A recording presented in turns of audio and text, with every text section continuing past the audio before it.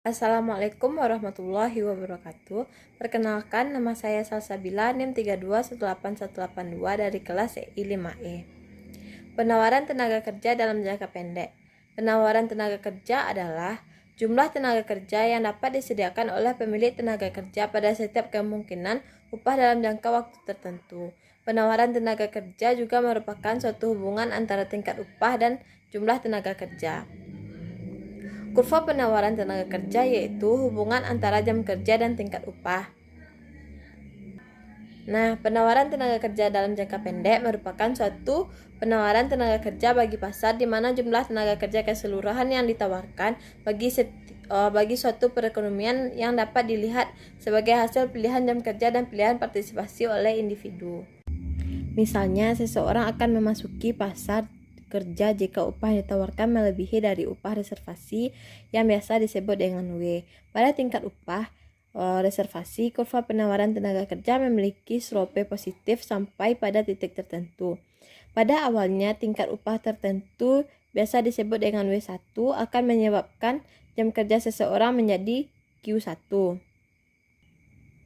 Apabila tingkat peningkatan upah dari W1 ke W2, maka akan menambah alokasi waktu untuk bekerja dari Q1 ke Q2. Karena biaya kesempatan dari titik bekerja makin mahal, penawaran tenaga kerja pun meningkat. Ini ke sini. Tetapi sampai tingkat upah tertentu disebut dengan W3, seseorang merasakan nilai waktu hidupnya atau utilitas hidupnya telah menurun karena hampir seluruh waktu dinilai untuk bekerja. Akhirnya dia merasa biaya kesempatan dari bekerja amat mahal dan jam kerja pun berkurang, yang mengakibatkan slope kurva penawaran tenaga kerja menjadi negatif.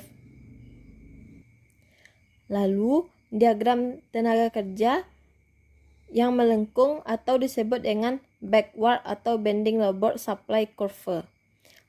W1, W2 meningkat atau positif, dan W3 menurun atau negatif yang menyebabkan garis kurva melengkung.